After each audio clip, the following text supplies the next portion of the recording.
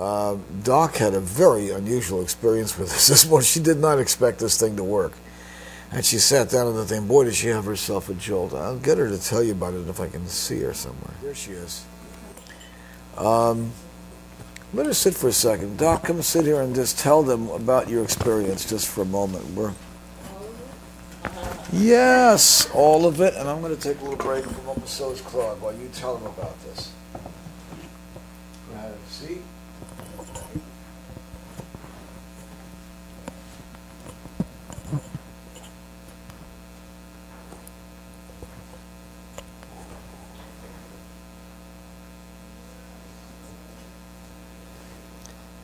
Okay, so it was about 4:15 this morning, and EJ was asking me to sit in this chair here, except it was over there. We'd been wondering some things, and so I said, okay, why don't you do this? And he told me how to hold the things, and and then he left. And honestly, I didn't think anything much was going to happen. I put myself into a deep, relaxed state, and it takes me about 3 or 4 breaths to do that. And I was sitting there, quietly, relaxed. And all of a sudden, this being appeared there, this woman. She was about 1.5 meters off the ground at first, and about 5 feet tall. Looked like an old woman. The word that came to mind was banshee, even though I don't really know what that is. Wasn't really a witch. It wasn't really a hag. She was wearing, well, I guess maybe at some point they were white clothes, but they looked like more like grayish, beigeish clothes. The hair was white, but only till here. It wasn't very long. And for some reason I started crying. By that I mean tears just rolled down my face. Not that many, just a few. And I was like, okay, what's this about? So I watched her move. And as she was in a forest setting. I'm like, okay, so there is this being, and it's being pulled in. And in the meantime, there had been some shivers every now and then, and my hands are a little tingly from holding these crystals. A little time goes by, maybe a half a minute. I watch her, and next thing I know, I'm looking over my shoulder. I mean, she's gone. I'm looking over my shoulder, and I am it. Like I'm looking over it, and it has that same gray thing. I'm looking down my legs, and it's this dress or whatever. I can't even see my feet, but I can see the forest floor. The sense I got is that she makes strange noises, or that the sounds she would make are not necessarily pleasant to listen to. There was the sense that I could make those sounds, but if I would, people would freak out for sure. In a kind of way, it was like, well, that's what it was anyway. And then some distraction happened around here, and then the intensity of feeling that as me was kind of a little bit more gone. And so a little while later, EJ comes out, and I tell him, and then it's like, well, is it over? Is it not? And we decide, well, let me just sit here a little longer. Couldn't really get the intensity of the, oh my God, she's really me. That was an amazing shift where at first I saw her, and then I was her.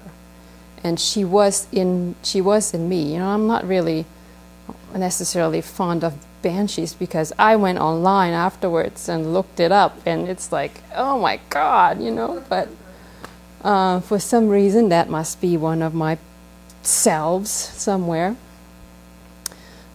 She knew about potions and all things of the forest. She does not really communicate with the so-called alive people like humans all that much, but communicates with the beings from the spirit world much more easily, and that's where she's home. What else is there to say? Well, at some point it was just like, okay, this is it. And the whole thing didn't last more than, at the most, maybe 5 minutes, 5, 10. I mean, it didn't, maybe 10 minutes at the most. So, looking at the thing, I'm like, I didn't think much was going to happen except maybe some stuff that happens when I get into physical relaxation. But it's possible that if you're not used to this kind of thing, or if you have no experience with disembodied beings, it could freak somebody out to have that kind of experience. And an experienced guide at that point might be very useful. So, okay, I think I'm done. Okay. Thank you for sharing that. That was very interesting. I watched it from in my office there. I appreciate that very much. That was very interesting. Remember, you're not voyaging anywhere. You're actually pulling something in. Rather than going there, you're pulling it into you. Yet, it feels like you're there. It feels as if you're there with the swamp woman. At some point, definitely. Yeah.